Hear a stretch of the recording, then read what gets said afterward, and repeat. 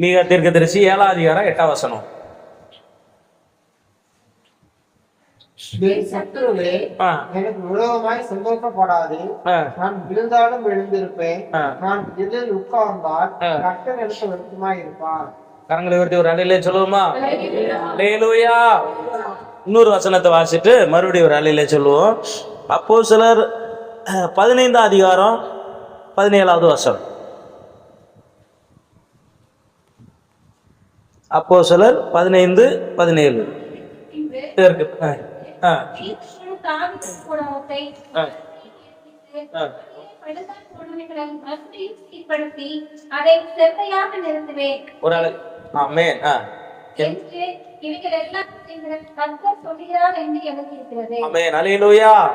அது எங்க எழுதியிருக்குன்னா ஆமோஸ் தீர்க்கதரிசி புத்தகத்துல எழுதியிருக்குது. இது ரெண்டுக்கும் ஒரு தொடர்பு இருக்குதா? ஒருவர் சொல்லுகிறார், என் சத்துருவே எனக்கு விரோதமாய் சந்தோஷப்படாதே, நான் விழுந்தாலும் எழுந்திருப்பேன். அல்லேலூயா. இன்னொருத்தர் சொல்லுகிறாரு, விழுந்து போன தாவீதின் கூடாரத்தை திரும்ப என்ன செய்வேன், நம்ம எழுப்பிட்டு அதை கட்டுவேன், அதுல பழுதா போனதை போற என்ன செஞ்சிருவேன், சரி பண்ணுவேன்னு சொல்லி ஒரு பக்கம் ஆவியானவர் சொல்லுகிறார், இன்னொரு பக்கம் ஆவியானவர் இன்னொரு வசனத்தை என்ன செய்யறாரு சொல்லுகிறார். இன்றைக்கு விழுந்து போகாதிருங்கள். சொல்லுங்க, என்னது? விழுந்து போகாதிருங்கள். ஒருவேளை நம்முடைய வாழ்க்கை விழுந்து போயிருந்தாலும் அவர் தூக்க வல்லவராய் இருக்கிறார். சொல்லுங்க, என்னை தூக்க வல்லவராய் இருக்கிறார். அல்லேலூயா. ஒரு மனிதன் எதுலாம் விழுகிறான், ஆனா விழுந்தாலும் சொல்லுகிறாரு, மீகா சொல்லும், நான் விழுந்தாலும் என்னை கர்த்தர் என்ன செய்வார், என்னை தூக்கி விடுவார். நான் விழுந்தாலும் எழுந்திருப்பேன். அல்லேலூயா. நான் இருளில் இருந்தா எனக்கு ஆண்டவர் என்ன செய்வாரு, வெளிச்சத்தை கொடுப்பார். நான் விழுக மாட்டேன். ஒருவேளை நான் தப்பி தவறி விழுந்தாலும் நான் என்ன செய்வேன், எழுந்திருப்பேன். காரணம் என்னன்னா, என்னை தூக்கி விடுகிற கர்த்தர் என்னோடு கூட இருக்கிறார். அல்லேலூயா. இந்த வசனம் சொல்லுது, நீதிமான் 7 முறை விழுந்தாலும் என்ன செய்வானா? சொல்லுங்க, வசனம் படிச்சிருக்கீங்களா? நீதிமான் 7 முறை விழுந்தாலும் ஆனாலும் விழுந்து போக கூடாது. அல்லேலூயா. நம்ம என்ன செய்யக்கூடாது, விழுந்து போக கூடாது. ஆனா பரிசுத்த ஆவியானவர் சொல்லுகிறாரு, அந்த விழுந்து போன தாவீதின் கூட நம்ம குடும்பம், நம்ம சபை, நம்ம ஊழியம், நம்ம விசுவாசிகள், ஊழியக்காரன் யாரா இருந்தாலும் நம்முடைய வாழ்க்கை விழுந்து போச்சு அப்படின்னாலும் கர்த்தர் தூக்கி எடுக்கிறார். வெறும் தூக்கி மாத்திரமல்ல, தூக்கி எடுத்து அது எதெல்லாம் பழுது, எதெல்லாம் சீர்படுத்தணுமோ அது எல்லாவற்றையும் என்ன செய்யறாரு, சரிப்படுத்துகிறார். அல்லேலூயா. விழுந்தாலும் என்ன செய்வேன், எழுந்து. சில வசனங்களை நம்ம வாசிப்போமா? ஒரு மனுஷனுடைய வாழ்க்கையில ஏன் விழுகை வருகிறதுன்னு ஒரு கேள்வி. அதை ரெண்டு பக்கமும் எடுத்துக்கிடணும். ஒண்ணு நல்ல காரியத்துக்கு எடுத்துக்கணும், இன்னொன்னு ஆலோசனையா என்ன செய்யணும், எடுத்துக்கணும். ஒன்னு ஆலோசனை அப்படின்னு சொன்னா அது எச்சரிப்பா வைத்துக்கொள்ளுங்களேன். இன்னொன்னு நல்ல காரியம். ஒரு வசனம், நீதிமொழிகள் 11வது அதிகாரம் 14வது வசனம். நீதிமொழிகள் 11:14. ஆலோசனை இல்லாத இடத்தில் ஜனங்கள் விழுந்து போவார்கள், ஆலோசனையாளர்கள் உண்டானால் உண்டாகும். ஆலோசனை இல்லாத இடத்துல ஜனங்கள் என்ன செய்வாங்க, ஆலோசனை இல்லாத இடம். எந்த ஆலோசனை? நமக்கு பைபிள்ல ஒரு வசனம் சொல்லுது, நம்முடைய தேவனுக்கு என்ன பேரு, ஆலோசனை கர்த்தர். அவருக்கு ஆலோசனை கர்த்தரா இருக்கிறதுனால அவர் நமக்கு வேதத்தின் மூலமாய் நிறைய ஆலோசனைகளை சொல்லி வைத்திருக்கிறாரு. பிரசங்கத்தின் மூலமா என்ன செய்யறாரு, சொல்லுகிறாரு. எப்படியாவது நம்ம என்னன்னா, விழுந்தாலும் கர்த்தர் என்ன செய்யட்டும், தூக்கி விடட்டும். ஆலோசனை இல்லாத இடத்துல பாருங்க, இப்ப அவங்க கடைசி காலத்துல இருக்கிறோம். நல்ல ஆலோசனைகளை ஆண்டவரிடத்துல கேளுங்கள். ஒன்று எங்க கேளுங்க, தேவன் நம்மோடு பேசட்டும்.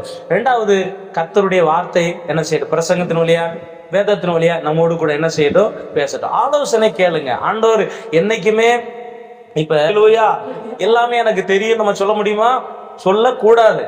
ஆலோசனை கேட்கணும். முதல்ல ஆண்டவர் இடத்துல கேட்கணும். மூத்த ஊழியர் இடத்துல என்ன செய்யணும், இது என்னுடைய பழக்கம். நீங்க முதல்ல ஆண்டவர்கிட்ட கேளுங்க, வேதத்துல கேளுங்க, சபையில என்ன செய்யுங்க, வாரம் ஆண்டவர் நம்மோடு கூட பேசி கொண்டிருக்கிறார். அவருக்கு மகிமை உண்டாகட்டும். அல்லேலூயா. அதனால ஆலோசனை இல்லை அப்படின்னு சொன்னா அவங்க என்ன செய்வாங்க, விழுந்து. இப்ப 2 விதமா எடுக்கலாமா? ஒன்று எச்சரிப்பு, இன்னொன்னு ஆலோசனை கேட்டால் நாம் விழுந்து போக மாட்டோம். ஒரு அல்லேலூயா சொல்லுங்க பாப்போம். அல்லேலூயா. என்ன செய்யணும்? ஆலோசனை. எதை எடுத்தாலும் ஆண்டவரிடத்துல என்ன செய்யணும்? ஆலோசனை கேட்பது நல்லது. தேவனோடு கூட இந்த ஐக்கியத்தில் இருக்கிறவங்களுக்கு தான் எதை எடுத்தாலும் தேவனை என்ன செய்ய சொல்லும்? கனப்படுத்த சொல்லும். அதனால நம்ம ஆண்டோடைய ஆலோசனைய ஆண்டவர் சமூகத்தில் உட்கார்ந்து நம்ம கேட்போமானால் நம்முடைய வாழ்க்கை என்ன செய்யாது? விழுந்து போகாது. ஆமென். அல்லேலூயா.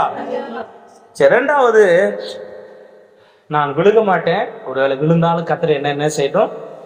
தூக்கி விடாது. சரி, இரண்டாவது பாருங்க, பைபிள் வசனம் சொல்லுது. ஏசாயா 14வது அதிகாரம் 12வது வசனம். அதிகாலையின் மகனாகிய விடிவெளியே, நீ வானத்திலிருந்து விழுந்தாயே, ஜாதிகளை ஈடுபடுத்தினவனே, தரையில் வெட்டப்பட்டாயே. அடுத்து எசேக்கியேல் 28 அதிகாரம் 17 வசனம். உன் அழகினால் உன் இருதயம் மேட்டிமையாயிற்று, விழிக்கினால் உன் ஞானத்தை கெடுத்தாய், உன்னை தரையிலே தள்ளி போடுவேன், ராஜாக்கள் உன்னை பார்க்கும்படி உன்னை அவர்களுக்கு முன்பாக வேடிக்கை ஆக்குவேன். இதுல என்ன விழுகை அப்படின்னு சொன்னா, இது சாத்தானை குறித்து சொல்லப்பட்டது. சாத்தான் லூசிபர் இருக்கான் இல்லையா, அவன் விழுந்து போனான். அவனுடைய விழுகையை குறித்து சொல்லப்பட்டிருக்கிறது. நாம ஒருவேளை விழுந்திருந்தாலும் கர்த்தர் நம்மை தூக்குவார். அல்லேலூயா. ஆனா விழுகை ஏன் வருகிறது அப்படிங்கிற ஒரு கேள்விக்கு தான் இதுல ஒரு பதில். நம்ம விழுந்து போக கூடாது. அல்லேலூயா. நம்ம எதுல விழுந்திருந்தாலும் கர்த்தர் நம்ம என்ன செய்யட்டும்? சொல்லுங்க, தூக்கி எடுக்கட்டும். அல்லேலூயா. நம்ம குடும்பத்துல, நம்ம தொழில, எதுலயும் நம்ம என்ன செஞ்சிருந்தாலும், ஒருவேளை விழுந்திருந்தாலும் நம்மளை கர்த்தர் என்ன செய்யட்டும்? தூக்கி எடுக்கட்டும். நம்முடைய குடும்பத்தை, நம்முடைய வீட்டுல நம்முடைய பிள்ளைகளை, நம்முடைய எல்லாரையும் ஆண்டவர் என்ன செய்யட்டும்? தூக்கட்டும், நிலை நிறுத்தட்டும். நம்மள ஆண்டவர் என்ன செய்யட்டும்? நன்மையினால, கிருபினால ஆசீர்வாதம் வைக்கட்டும். ஆனால் அந்த விழுகைக்கான ஒரு சில கேள்வி இருக்குல்ல. ஏன் விழுந்து போனாங்க? ஒரு உடனே இந்த வியாதி ஏன் வந்துச்சு இன்னைக்குள்ள சொல்லுவோம். அது மாதிரி நம்ம ஏன் விழுகிறோம், அல்லது விழுகை ஏன் வருகிறது அப்படின்னு ஒரு கேள்வியோடு கேட்டோம்னா ஆண்டவர் பதில் என்ன செஞ்சிருக்காரு? ஒண்ணு சொல்றாரு, நீங்க ஆலோசனை கேளுங்க, கேட்கலன்னா விழுந்துருவீங்க. ரெண்டாவது, லூசிபரை குறித்து சொல்லப்பட்டிருக்கிறது. இல்ல, இதுல எசேக்கியேல் 28, ஏசாயா 14, இது ரெண்டுமே சாத்தானை குறித்து சொல்லப்படுது. உன் அழகினால் உன் இருதயம் மேட்டிமையாயிற்று. ஒண்ணு. ஏசாயால சொல்லும்போது என்ன சொல்றாரு? அதிகாலை மகனாய் விடிவிலே வானத்திலிருந்து விழுந்தாயே, சாதிகளை ஈனப்படுத்தினவன் நீ தரையில் வெட்டப்பட. ஏன் விழுந்த? அங்க சொல்லப்பட்டிருக்க அழகினால என்ன செய்ய? ஒரு இருதயம் மேட்டிமையாச்சு. இங்க என்ன செஞ்சிட்டான்? விழுந்தான். அவனுக்குள்ள சில காரியம் ஏசப்பாவுக்கு அடுத்ததாக அழகாக படைக்கப்பட்டான். யாரு? லூசிபர். ஏசப்பாவுக்கு அடுத்து அவனை அவ்வளவு அழகா படைச்சிருந்தார். ஆனால் அவனுக்குள்ள பெருமை, மேட்டிமை, பல காரியம் வந்துச்சு. என்ன செஞ்சா தெரியுமா? நான் போய் வானத்துக்கு ஏற்பேன், நட்சத்திரத்துக்கு மேலாக என் சிங்காசனத்தை ஸ்தாபிப்பேன் அப்படின்னு ஆண்டவருடைய சிங்காசனத்திலே உட்கார்ந்து ஆசைப்பட்டான். அதனுடைய விளைவு அவன் என்ன செய்தான்? கீழே விழ தள்ளப்பட்டான். இந்த குணத்தை தான் பிசாசு இன்னைக்கு எல்லாருக்குள்ளையும் கொண்டா. ஊழியக்காரன், விசுவாசி, யாரையும் பார்க்கறது, எல்லாருக்குள்ளும் இந்த குணத்தை என்ன செய்யறான்? கொண்டு வருகிறான். நமக்கு ஒரு திறமை சொல்லுவாங்க, ஒரு தாளந்து ஆண்டவருக்கு முன்னாடி இல்லை.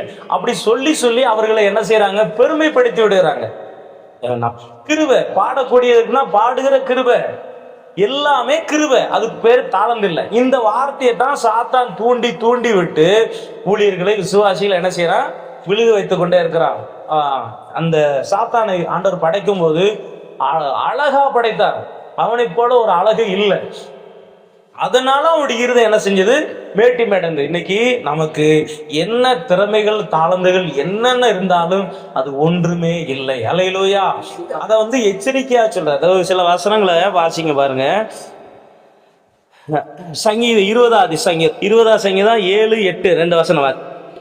மேன்மை பாராட்டுகிறார்கள். நாமும் எங்கள் தேவனுடைய கர்த்தருடைய நாமத்தை குறித்தே மேன்மை பாராட்டுவோம். அவர்கள் முயற்சி செய்தார்கள், நாங்களும் எழுந்து நிமிர்ந்து நிற்கிறோம். இதுல புரியுதா? சிலர் தங்களை அதான் சொல்றாங்களோ, ஒவ்வொன்னு பெருமை என்ன செய்யுது? வருது. இப்ப லூசிபருக்குள்ள அந்த பெருமை, மேட்டிமை எது வந்துச்சுன்னா, நான் அழகா இருக்கிறேன், எனக்கு எல்லா சக்தியும் இருக்கு, எல்லா திறமையும் இருக்கு அப்படின்னு சொல்லி அவனுக்குள்ள அந்த பெருமை வந்துச்சு. பிசாசின் இடத்துல இருந்து என்னென்னலாம் வந்துச்சோ அதையெல்லாம் மனுஷனுக்குள்ள புகுத்துறான்.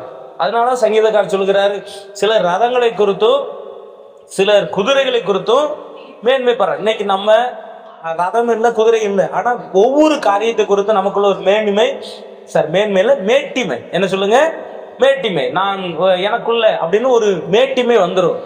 அது நம்மளை என்ன செய்யும், மேன்மைப்படுத்தி மேட்டிமையாக்கிட்டே இருக்கும். ஆனா வசனம் சொல்லுது, அவங்க அதை மேட்டிமைப்படுத்துவதனால அவர்கள் முறிந்து என்ன செஞ்சாங்க, விழுந்தாங்க. இப்ப எனக்குள்ள யாரை நான் என்ன செய்யணும், மேன்மைப்படுத்தணும், எனக்குள்ள கர்த்தர் இருக்கிறார். அல்லேலூயா. மேன்மை பாராட்டுகிறவன் கர்த்தரை குறித்து மேன்மை பாராட்டும். வசனம் பாத்தீங்களா எப்படி சொல்லியிருக்கு. அப்போ நம்ம எந்த நிலையில் இருந்தாலும் அதுக்கு காரணம் கர்த்தருடைய கிருபை. அல்லேலூயா. என் திறமைக்கு காரணம் யாரு, ஏசப்பா. கண்டிப்பா கர்த்தரை மகிமைப்படுத்துறவங்க மேன்மை அடைவாங்க. அல்லேலூயா.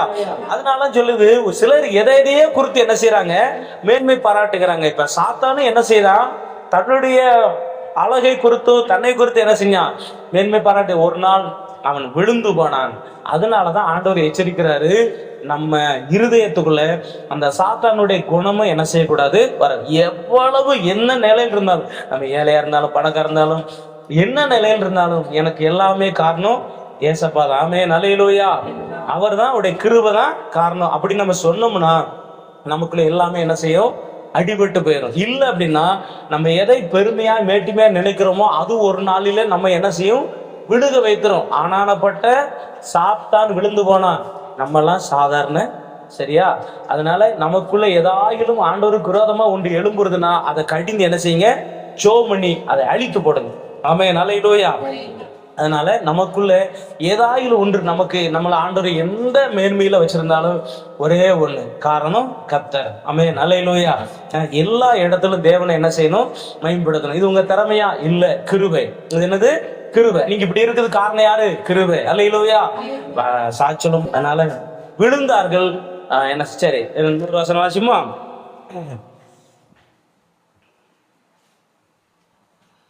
எபிரேயர் 4:11 வசனம். ஒருவனாகிலும் கீழ்ப்படியாமையினாலே விழுந்து போகாத படித்து நாம் இந்த இளைப்பாறுதலில் பிரவேசிக்க ஜாக்கிரதையாய் இருக்கவும். கீழ்ப்படிதல் கீழ்ப்படியாமை அப்படிங்கிறதுக்கு ரெண்டு காரியம் தான். ஒண்ணு, போகிறேன் ஐயா அப்படின்னு ஒருத்தன் போகல, போக மாட்டேன்னு சொல்லி என்ன செஞ்சா போன. இதுலதான் இருக்கு ரெண்டு விஷயம். கீழ்ப்படிதல் அப்படி என்பது ஏற்றுக்கொள்றது மட்டும் இல்ல, நடைமுறைப்படுத்துவது. சொல்லுங்க, என்னது? ஒரு ஆலோசனை ஆவியானவர் நமக்கு பிரசங்கத்துல சொல்றாரு. அதை ஏற்றுக்கொள்றதுக்கு பேர் கீழ்ப்படிதல். ஏற்றுக்கொண்டு அதை நடைமுறைப்படுத்தினா தான் என்னது, கீழ்ப்படுத்த. சரியா? அதுக்கு பேர் தான் என்னது, அமல்படுத்த. நம்ம கீழ்ப்படிதல் அப்படின்னு சொன்னா நான் சொல்றதெல்லாம் ஊன்னு கேட்கறதுக்கு பேர் இல்லை, அதை செய்யும் போதுதான் நம்ம என்ன செய்யறோம், கீழ்ப்படுகிறோம். இங்க என்ன சொல்லி இருக்குன்னா, எபிரேயர்ல அவங்க கீழ்ப்படியாததுனால எங்க போக முடியாம போச்சு, விழுந்து போயிட்டாங்க, அந்த கானானுக்குள்ள போகல. நீங்களும் கீழ்ப்படியாமனால அந்த பரலோகத்தை என்ன செய்யாதீங்க, இழந்து போய் விழுந்து போகாதீங்க. கீழ்ப்படிங்கன்னா விழுந்து போயிட்டான், விழுந்து போனவனால கிரீடத்தை பெற முடியல. சொல்லுங்க, கீழ்ப்படியாததுனால விழுந்து போயிட்டான், விழுந்து போனவன் கிரீடத்தை பெற முடியல.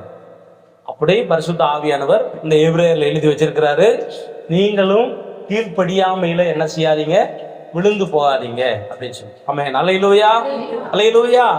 நம்ம அப்படியே நிறைய வசனங்களை வாசிக்கலாமா? உபாகமம் 21 பிள்ளைகளுக்கு வருது பாருங்க. 18 வசனம். உபாகமம் 21:18 வாசிங்க. தகப்பன்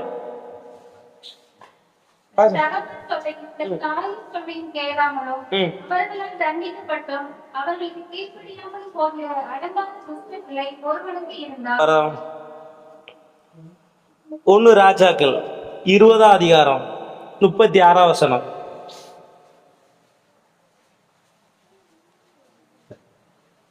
அப்பொழுது அவன் இவனை பார்த்து, நீ கர்த்தருடைய சத்தத்திற்கு கீழ்ப்படியாம போனபடியா, இதோ நீ என்னை விட்டு புறப்பட்டு போன உடனே உன்னை கொல்லும் என்றார். வசனம் கீழ்ப்படியாதனால. ரோமர் 2:8 ரோமர் 2:8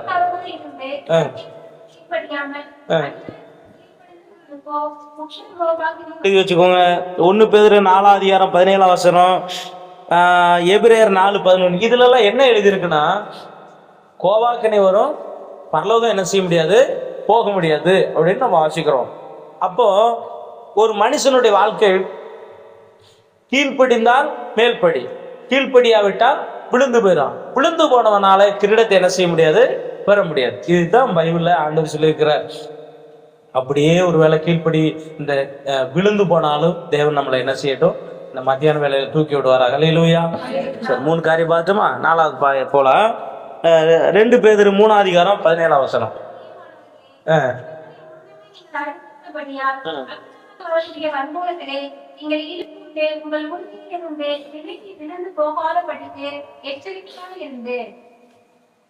மத்தேயு எழுதின சுவிசேஷம் 7வது அதிகாரம் 13ஆம் வசனத்துல கேட்டுக்கு போற வாசல் விரிவும் சலமானது, அதன் வழியே போற வாசல்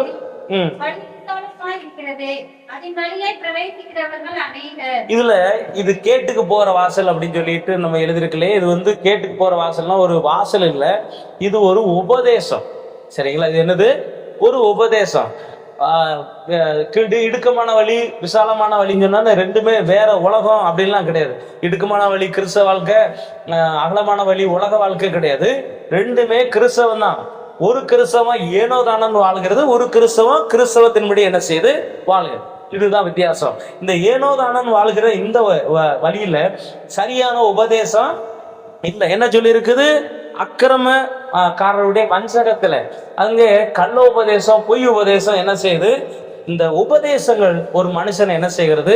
விழுந்து போய். இப்ப பாருங்க, பேதுரு சொல்லுகிறாரு, அந்த அக்கிரமக்காரருடைய வஞ்சகத்துல என்ன செய்யாதீங்க, விழுந்து போகாதீங்க. இந்த கேட்டுக்கு போகிற வாசலும் இதே உபதேசம் தான். ஏன்னா தானே எப்படி வேணாலும் இரு, உனக்கு என்ன செய்ய, எல்லாம் கிடைச்சிரும்னு. ஆனா அந்த கிடுக்கமான வாசல் என்பது சத்தியத்தை சத்தியமா சொல்லி வழி நடத்துகிற ஒரு வழி. இந்த அக்கிரமக்காரருடைய வழியில யாரு போனாலும் என்ன செய்வாங்க? விழுந்துருவாங்க. உபதேசத்தையே கேட்டு, அந்த அக்கிரமக்காரனுடைய உபதேசத்தை கேட்டு கடைசியில் அவரும் அவருடைய ஸ்தானமே விழுந்து போச்சு. கடைசி காலத்தில் இருக்கிறோம். எந்த உபதேசத்தையும் நம்ம கேட்காம அந்த உபதேசம் சரியான உபதேசமா அப்படின்னு போனோம்னா நம்ம விழுந்து போக மாட்டோம். நம்ம நல்லேலூயா. லூக்கா எழுதின சுவிசேஷம் 6ஆம் அதிகாரம் 49ஆம் வசனம்.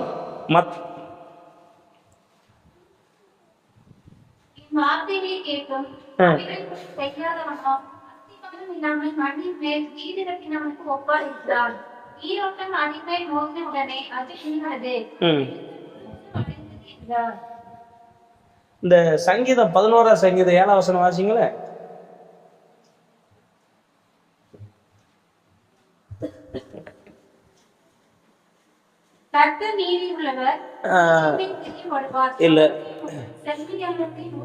இல்ல இன்னொரு வசனம், அதாவது சங்கீதம் 3ஆம் வசனம். நீதிமான் என்ன செய்வா? இப்ப அஸ்திபாரம் சரியா இருக்கணும், இல்லாட்டா அவங்களும் விழுந்துருவாங்களா. அந்த அஸ்திபாரம் தான் நான் சொன்னது போல ஜெபம். நல்லா கவனிங்க, எல்லாருக்குமே வேணும். ஜெபம் இருக்கணும், பைபிள் இருக்கணும், உபவாசம் இருக்கணும், ஆராதனை இருக்கணும், அபிஷேகம் இருக்கணும், ஊழியம் இருக்கணும். எல்லாம் கலந்து இருந்தா தான் அந்த விசுவாசி விழுகாது. சரிங்களா? அதுதான் அஸ்திபாரம். அந்த அஸ்திபாரம் உள்ள கிறிஸ்தவ வாழ்க்கை தான் நம்மளை விழுகாமல் கடைசி வரை கொண்டு போகும். இல்லை அப்படின்னா அந்த வாழ்க்கை என்ன செஞ்சிடும்? விழுந்துடும். சரியா? அஸ்திபாரம் நிர்மூலமாகிட்டால் ஆட்டாம்பட்டியா நீதிமானவே இருந்தாலும் என்ன செஞ்சிருவான்? இப்ப புரியுதா? அஸ்திபார உபதேசம், ஜெபம், பைபிள், உபவாசம், பாருங்க நல்லா கவனிச்சுக்கோங்க. இந்த அஸ்திபார உபதேசம் இல்லாட்டால் ஆட்டாம்பட்டியா விழுந்துடும். இன்னைக்கு நிறைய சபைகள் இருக்கு, எல்லாம் இருக்குது. ரட்சிப்பு இருக்கா? நம்ம எந்த சபைக்குனாலும் போகலாம், போக வேண்டாம்னு சொல்லல. ரட்சிப்பு இருக்கா? ஞானசனம் இருக்குதா? பரிசுத்தாவின் அபிஷேகம் இருக்குதா? கிருப வரங்கள் இருக்குதா? அப்படி இப்படி எல்லாம் இருக்கணும். தனிப்பட்ட முறையில இதோட சேர்ந்து ஜெபம், பைபிள், உபவாசம், கண்டிப்பா உபவாசம் இருந்தே ஆகணும். ஆராதனை, ஊழியம், ஆத்துமாதாயம், இதெல்லாம் கலந்துருக்கணும். இல்லைன்னா இது வந்து இது என்னது? அஸ்திபாரம். இது இல்லைன்னா கண்டிப்பா விழுந்திருப்போ. ஒருவேளை நமக்கே தெரியாம இருக்கலாம். ஆனாலும் ஏசப்பா இறக்க செய்யறாரு, இந்த வார்த்தைகளை சொல்றாரு, நம்மளை தூக்கி எடுக்கிறார். அல்லேலூயா. சரியா? அப்படி தூக்கி எடுக்கட்டும். அடுத்த பாயிண்ட்டுக்கு நேரம் போவோமா? மார்க் எழுதின சுவிசேஷம் 9ஆம் அதிகாரம் 20ஆம். அவரை கண்டவுடனே அந்த ஆவி அவனை அலைக்கழித்தது. அவன் கரைந்து முறை தண்ணி புரண்டான். வீழ்ச்சிக்கு இன்னொரு காரணம் இருக்கு. அது யாருன்னா பிசாசு ஒரு காரணம். ஒரு மனுஷனுடைய வீழ்கைக்கு பின்னால யாரு இருக்கிறா? பிசாசு இருக்கிறான். இப்ப சொல்லப்பட்ட சில காரணங்கள் இருந்தாலும் பிசாசு ஒரு காரணமா என்ன செய்யறான் இருக்கிறான். நிறைய நேரத்துல நம்மனால பல காரணங்கள் இருந்தாலும் பிசாசு ஒரு காரணம். அவனை ஏசப்பா விரட்டு வராங்க. அல்லேலூயா. அவன் ஆண்டவர் சமூகத்துல வந்து நான் விழுந்தே ஆகணும். அவன் யாரை விழத்தல்றான்? யாருக்குள்ள இருக்கிறானோ அவங்கள என்ன செய்யறான்? விழத்தல்லுகிறான். அவனுடைய கிரிகள் நமக்குள்ளே அழிந்து நாசமாய் போவதாக. அல்லேலூயா. ஏசப்பா எனக்குள்ள அவனுடைய கிரிகள் ஒன்று கூட என்ன செய்யக்கூடாது? இருக்கக்கூடாது. அங்க எப்படியாவது உள்ள வர்றதுக்கு வழிவாசல. சரி, மயில் வந்து பெருமைக்கு, வெள்ளாட்டுக்கடா என்னது முரட்டாட்டம், புலி வந்து கோபத்துக்கு, பாம்பு விஷத்தன்மைக்கு, ஆமை வந்து சோம்பேறிக்கு, தவளை வந்து பேராசைக்கு. இதெல்லாம் இந்த குணத்தை பின்னால யாரு இருப்பா? சாத்தான். இதை உள்ள விதைக்கிறான், உள்ள வருகிறான், அந்த மனுஷனை வீழ்ச்சி அடைய செய்கிறான். ஆதாமைய செய்யல, இடம் கொடுத்தாங்க, அவ்வளவுதான், வீழ்ச்சி அடைஞ்சிட்டான். அது மாதிரி கர்த்தர் கடைசி காலத்துல இப்படிப்பட்ட தீமைகளுக்கு நம்மையும் நம்முடைய குடும்பங்களையும் நம்முடைய சபை மக்களையும் கர்த்தர் விலை காப்பாற்றுவார். அல்லேலூயா. அப்ப பிசாசு ஒரு காரணமா என்ன செய்யறான்? இருக்கிறான். அவன் கிரியைகளை கர்த்தர் என்ன செய்யட்டும்? அழித்து போடட்டும். யோவான் 14 அதிகாரம் 30 வசனத்துல ஒரு பாயிண்ட் ஏசப்பா சொல்ல வருவாருங்க. யோவான் 14:30 இனி நான் உங்களுடனே அதிகமாய் பேசுவதில்லை. இல்லை. இந்த உலகத்தின் அதிபதி வருகிறார். அவருக்கு என்னிடத்தில் ஒன்றும் இல்லை. சரியா? இப்ப பாயிண்ட் புரிஞ்சுக்கிட்டீங்களா? சாத்தா ஒரு மனுஷனுக்கு வர்றான்னா அவனுக்குரியதை எங்கேயாவது என்ன செஞ்சுட்டான்? நமக்குள்ள இருந்துட்டான்னா, இருந்துச்சுன்னா வருவான். அவன் வருவான். எதுக்கு வரனா? எனக்குள்ளது எனக்குரியது உன்ட்ட என்ன செய்யுது? இருக்கு. அது குணமா இருக்கலாம், செயலா கூட என்ன செய்யலாம்? இருக்கலாம். சொல்லுங்க. குணம், சொல்லுங்க. செயல். போன வாரத்தில் பார்த்தலாம், இந்த காயின் குணம் அல்லது செயல்பாடு, இந்த ரெண்டுல அவனுக்கு எது பிடிச்சிருக்கோ அல்லது அவனுக்குரியது எது இருக்கோ. பாத்தீங்களா? அவன் விழுந்து எதுல விழுந்தான்? பெருமை, மேட்டிமை, பல காரணம். நீங்க பாத்துக்கோங்க. அவனுடைய கிரியில் ஏதாவது நமக்குள்ள இருந்தா அவனு வருவான். வந்து நீ வர வேண்டாம்னு சொன்னாலும் சொல்ல முடியாது. ஏன்னா அவனுக்குரியது நம்ம இடத்துல இருக்கு. இப்ப ஏசப்பா சொல்லாரு, அவன் என்னிடத்துல வர்றான், அவனுக்குரியது என்கிட்ட ஒண்ணுமே இல்லை. அல்லேலூயா. அப்படி நம்மளும் சொல்வதற்கு தேவன் நமக்கு இறக்கம் செய்வார். சரி, கடைசியாக ஒரே ஒரு பாயிண்ட். சங்கீதம் 7ஆம் சங்கீதம் 15ஆம் வசனம் முடிச்சிருவோம். 7:15.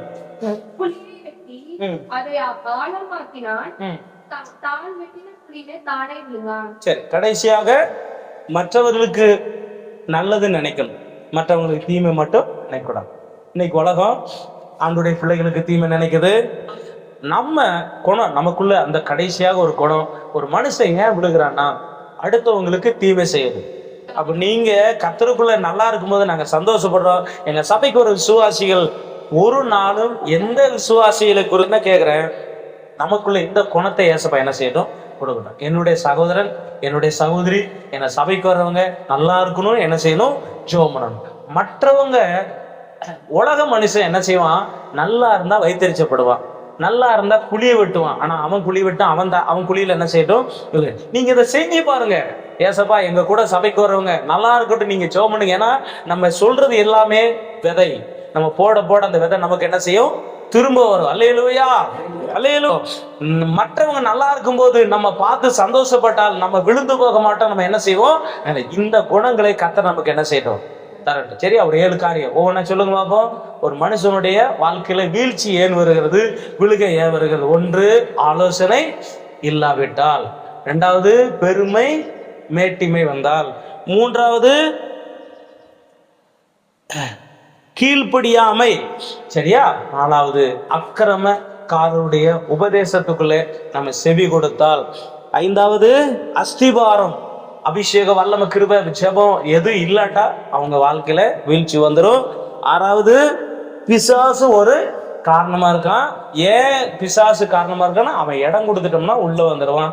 கடைசியாக என்ன சொல்லி இருக்குன்னா, மற்றவங்களுக்கு நல்லதை நாம் நினைக்கணும், தீமை நினைக்க கூடாது. சொல்லுங்க, என்ன செய்யக்கூடாது? தீமை நினைக்க கூடாது. மற்றவங்களை என்னை விட அவங்க நல்லா இருக்கட்டும் நினைங்க, அது நமக்கு என்ன செய்யும்? வரும்.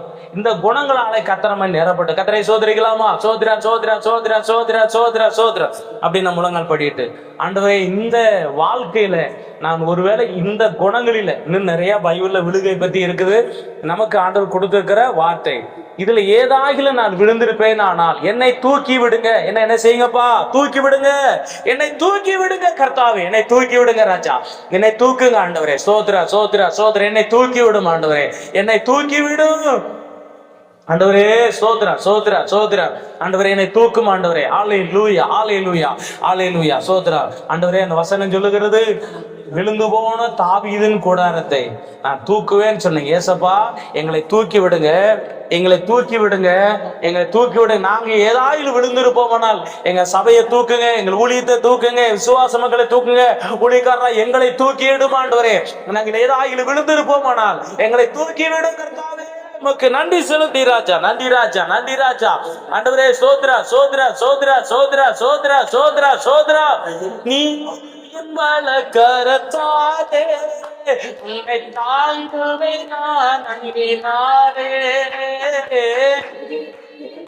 கரத்தாரே உன்னை தாங்குவே நான் அங்கினாரே, ஆவியில் ஆவியில். கர்த்தருடைய வார்த்தை எல்லாரும் முழங்கால் படியிட்டு, ஆண்டவரே சோதரே, என்னுடைய வீழ்ச்சி எல்லாம் அழிந்து போகட்டும், என்னை வீழ்ச்சி எல்லாம் அழிந்து போகட்டும், என் வீழ்ச்சி அழிந்து போகட்டும் ஆண்டவரே, என் வீழ்ச்சி அழிந்து போகட்டும். சாத்தானுக்கு வீழ்ச்சி வரட்டும், பிசாசுக்கு வீழ்ச்சி வரட்டும், எனக்கு என்ன வீழ்ச்சி வரணும் நினைச்சானோ அது அவனுக்கு வரட்டும் ஆண்டவரே. அவன் சேனைகள் அழிந்து போகட்டும் ஆண்டவரே. நான் ஒருவேளை விழுந்தாலும் சொல்றாரு மீகா சொல்லும் போது, என் சத்துருவே எனக்கு விரோதமாய் சந்தோஷப்படாதே. இன்னைக்கு நம்ம வாழ்க்கையில, நம்முடைய குடும்பத்துல, நம்ம தொழில, வியாபாரத்துல, எதுல காரியத்திலாம் நம்ம விழுந்து இருந்தாலும் கர்த்தர் நம்மோடு கூட இருந்து நம்மை தூக்கி எடுப்பாராக. ஆமென் அல்லேலூயா. ஆண்டவரே ஸ்தோத்திரம். இந்த சத்தத்தை கேட்கிற ஒவ்வொரு பிள்ளைகளுக்காக ஸ்தோத்திரம். ஏசப்பா, ஆவிக்குரிய வாழ்க்கையிலும் மாம்சீகத்திலும் எதெல்லாம் விழுந்திருக்கிறார்களோ கர்த்தர் அவர்களை தூக்கி விடுவீராக. இயேசுவின் நாமத்தில் கர்த்தர் தூக்கி விடும்படியா ஸ்தோத்திரம். ஏசப்பா, நீ தூக்கி விடும்படியா ஸ்தோத்திரம். இயேசுவின் நாமத்தில் தூக்கி விடும் ஆண்டவரே. எல்லா விஷயத்திலும் தூக்கி விடும். படிப்புல தூக்கி விடும் ஆண்டவரே, பொருளாதாரத்தில் தூக்கிவிடும், கர்த்தருக்கு அடுத்த காரியத்தில் தூக்கிவிடும், வீடு வாசல், கடன் பிரச்சனை, துன்பங்கள்